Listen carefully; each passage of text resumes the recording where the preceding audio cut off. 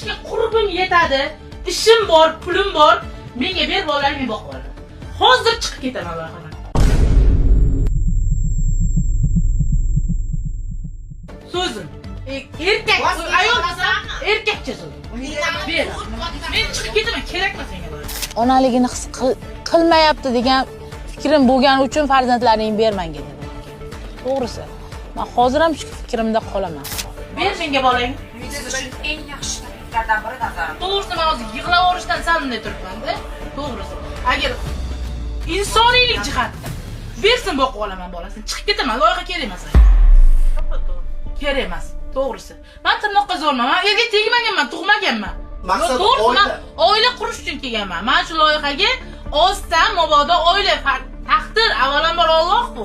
Agar turmushga chiqsam, bu vaznim bilan tug'a olmayman, bilaman men o'zim. O'zim hamshiraman, bilib turib. Ozganimdan keyin homilador bo'lish ehtimoli ko'tariladi. Yoshimga nisbatan. Bunga maslahat beraman. Yosh hali bu. 20 hali endi 23 ga kirdi. Hali oldinda hayot. Hayot oldinda. Ona hamma narsaga erishadi. Bolasi uchun.